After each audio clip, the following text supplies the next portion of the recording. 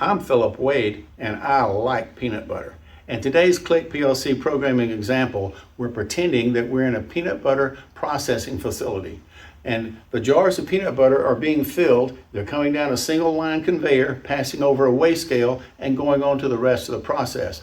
What we're interested in is the actual weights coming over the scale. We want to make sure that our average weight is the correct amount that's supposed to be in each jar.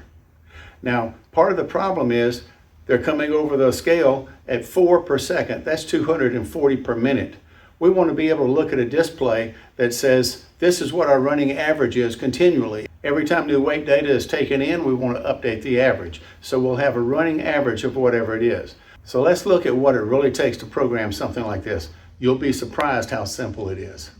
I guess the first thing we need to do is look at how this is divided up. It's divided up into three pieces. The first piece is receiving data in from your scale.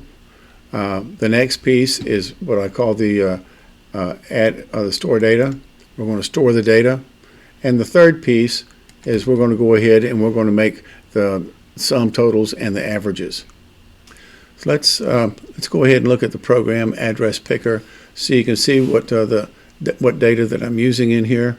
This is going to be floating variables. All of the sample readings that we're going to get are going to be floating variables. Let me extend this down a little bit. See, I've got 20 samples, sample 1 through sample 20, because we're going to take a sample every 3 seconds for a minute, the sum of all 20 samples. And this is going to be the average of all 20 samples. And these will be continually updating all the time. Every 3 seconds, you'll get a recalculated value. And then I'm also using two more over here. Looking at the sample I've just taken, just received in as a new sample, and the last sample that I used, I'm saving this one here as last sample. So you can see all the registers, the data addresses that I'm using right here for this. Now as far as inputs, I have one input that I've set up here is just calibrate. I'm assuming you're going to want to be able to put a weight on the scale itself and make sure that you're getting the right data on it if you have to calibrate or something. And then also I have another one that I'm saying, okay, you've done all the samples, you've stored all the data. Let's go ahead and do the math part of it. So it's real simple as far as the programming goes. That's and single integers. I have a couple there. This is the data coming in from the scale device itself, and we'll look at that in just a minute.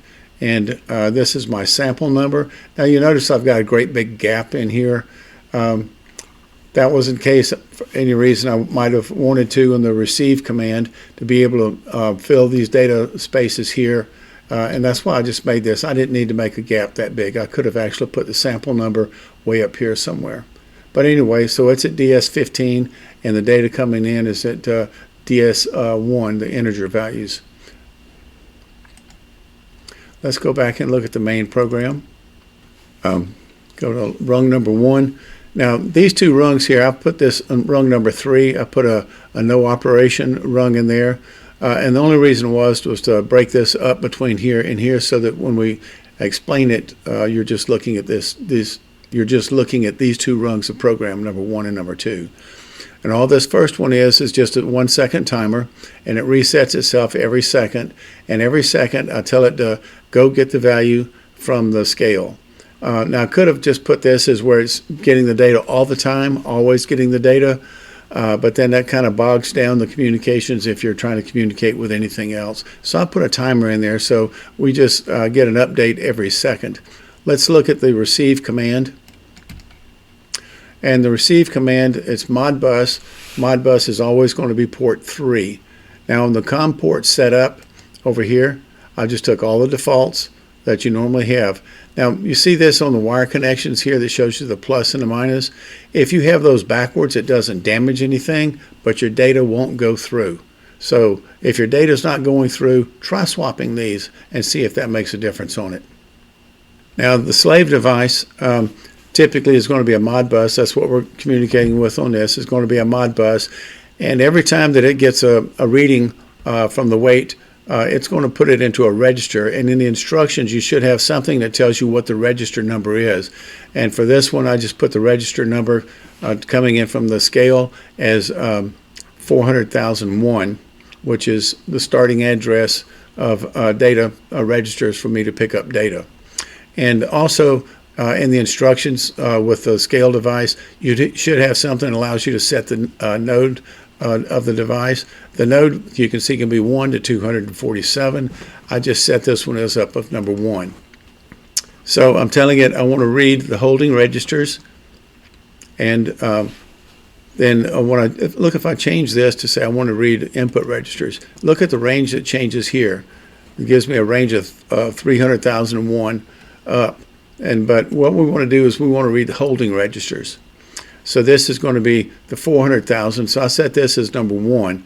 Now in the Click PLC, that equates to us to being DS1. It's just a good location for me to set it in. So if I tell it I want Modbus addressing, you can see this is when I go to DS1.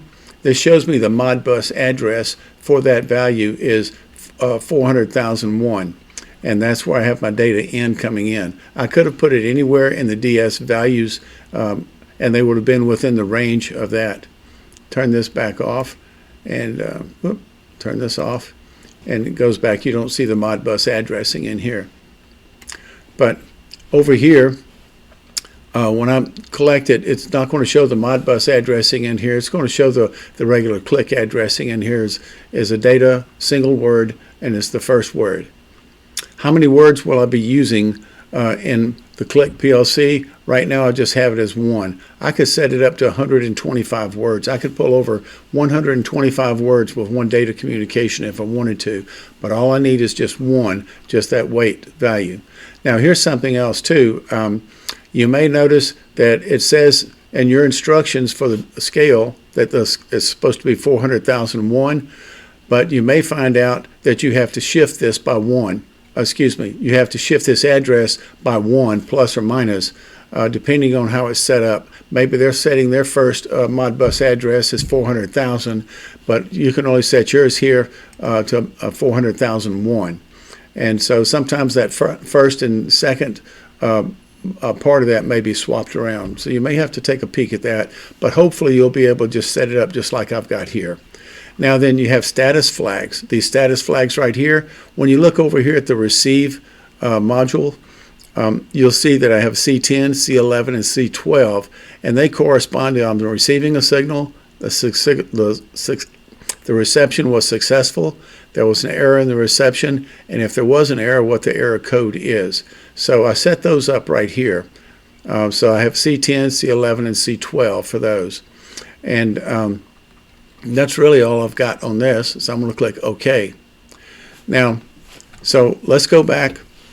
Every 1 second, I'm turning this bit on to be able to tell this to go get the data from the scale and bring it back and put it in my address, DS1. Now, when you get this address, this doesn't have any decimal points in it. You'll need a more accurate weight than just the whole numbers. You'll want something in decimals too. For example, I'm using 255 as the weight we're expecting, which is about 9 ounces. I'm looking for a weight of about 9 ounces, which equates to about 255 grams. So I would expect a number here to be, instead of 255, I'm expecting it to be 25500. I'll have 2 more digits in there, and then I'll have to come back and put my own decimal point in there. And that's what we do in the very next step. All right, let's move down to the next section of the program. Here you can see I've got a 3-second timer. Let me slide this down a little bit more right there.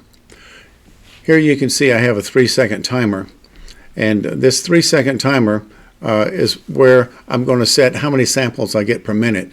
Now I wanted 20 samples per minute, so that's 1 sample every 3 seconds. Now I already have the data continually coming in from the scale every second being updated. So I just want to grab that data every 3 seconds and begin to manipulate it or store it. So when I get my 3-second timer, then what I do here, I'm going to this little math section here. I'm just taking my data that I've just gotten in, and I'm going to divide it by 100, and I'm going to store it in this value over here, DF24, because that's going to be my new sample. And now, instead of it being say for example 25500, it's going to be 255.00 because I've divided it by 100. So now I have my decimals in there. So the next rung is, now I'm going to compare the new sample with the last sample that I've stored. If they're not equal, then I say this is a new sample, and I can go ahead and store the data. Now I'm also doing a second check over here, and this second check is I'm checking the new sample value and making sure it's at least above 80 grams. So if, for example, I'm not getting a jar of peanut butter coming by every quarter of a second because maybe the process is running a little bit slow, because they're having a problem with the filler's not doing fast enough or whatever. Maybe I'll get 15 in a row coming through at quarter-second intervals, and then maybe there's a gap for 1 or 2 seconds or 3 or 4 seconds or something, and then I get another group coming through at the same speed. I want to make sure that every time I go to take a sample every 3 seconds that I'm not reading something that's just a blank scale with nothing on it. I don't want to put zero data and store it in and blend it with the data that I'm trying to average in sum. There's also a second row over here that I've added in, and this is for calibrate. Now, on this one, I'm assuming you'll have a push button or probably a switch somewhere on your control there next to your HMI or display that you'll turn on when you do want to do a calibrate. And this is, say, you want to put a fixed weight on the scale itself. That's going to be, if we're taking a target weight of 255 grams, you would have a 255 gram weight that you would put on there. You would flip this to the calibrate, and immediately your averages will be showing whatever your calibrate value is. So if it's showing 257, you can make a little adjustment, whatever you need to the scale to make it come back to show 255. When you have that correct, flip the switch back off to calibrate, so now that you're taking the samples normally like you would every 3 seconds. But anyway, this is a good sample. It's above 80 grams. It's not an empty read, and it's also not the same as what we had last time, so therefore we're going to call our subroutine store data. Let's look at the store data.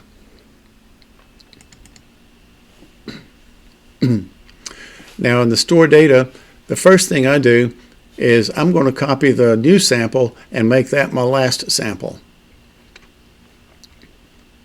And now I need to know which sample it is because I'm taking 20 samples.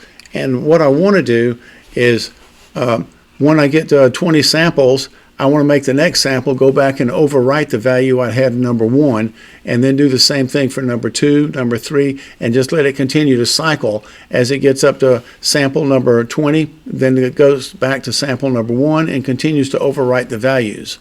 So it's real easy to do that. So every time I come into here where I want to store a data, I want to increase my sample number, and my sample number is DS15. So I'm saying DS15 plus one more is now what DS15 is. So now then, here I'm saying, okay, if DS15 is greater than 20, I want to make DS15 a 1. So I'm taking a 1 and I'm copying that value into DS15. Now the next one is super simple. I'm just telling it I want to copy whatever's in DF24, and I want to put it in DF whatever the value of DS15 is, which is anything from 1 through 20. So that's going to be my address, using this as a pointer. I'm using the value in DS15 as the address of which DF, whatever DF address that I want the data to go to. So then the next rung, I'm setting a bit that I call do the math. That means I've stored my data. Now I want to go ahead and do the math, and I want to remember I need to do the math.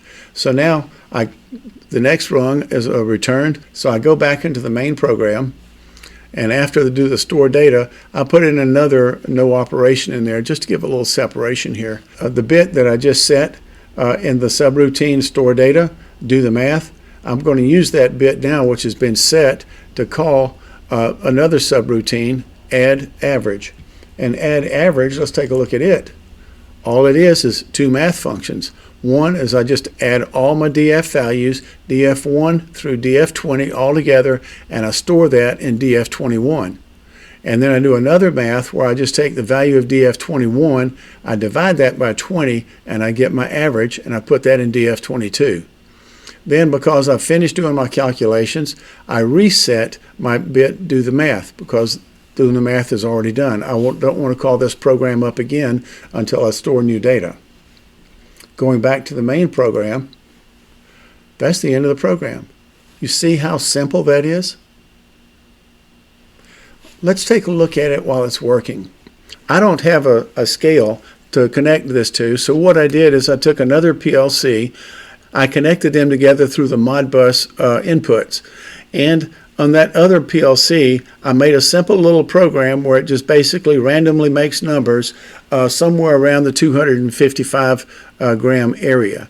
And those numbers, I just keep putting them in the address that we saw here, this address in the slave, where I'm acting as this is actually a scale output. Cancel. And so now let's take a look at what this looks like in the PLC. I go to monitor. Yes. Okay. I've got, you can see this is only going to go 0 and 1.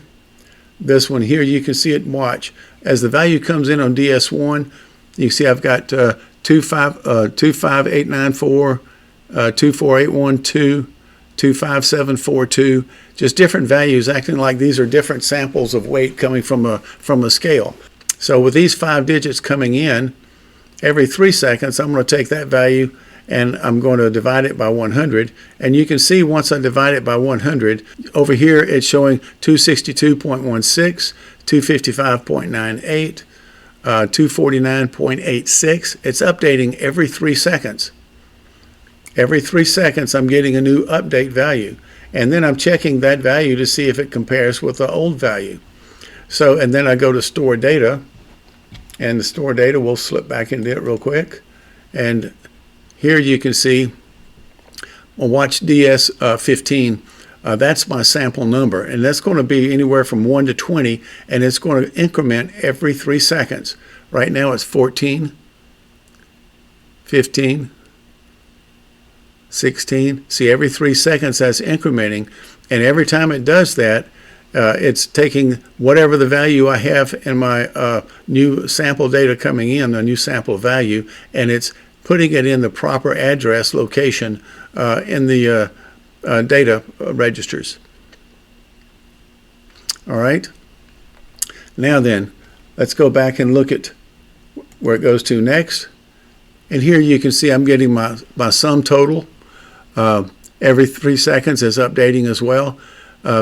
It's 5090.62, 5103.22, and you can see my averages are showing the same as well. They're updating every 3 seconds. 254.42, 255.053, 254.68, 254.31, 254.92. So they're staying pretty close to the 255 target that we've got. Let's look at this from one more point of view. Let's look at the monitor, and I'll go in and I'll create a new data view here, and we'll just call it data view 2. And bring this up a little bit bigger, bring it all down here, and I'm going to put my address in here. This is going to be DF1 right there. Click OK. And I'm just going to tell it to fill down. Just keep clicking that fill down until I get to all the data that I want there. It's 21, sample, sum, sample, average. There we go. Now you see when this turns red, that tells me that data just updated.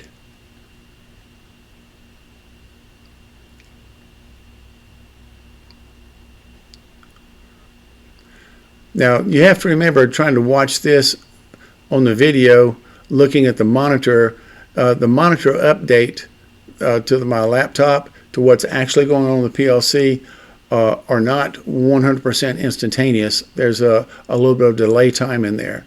So, but anyway, you can see here, my values are coming back up to the top, and they're updating here.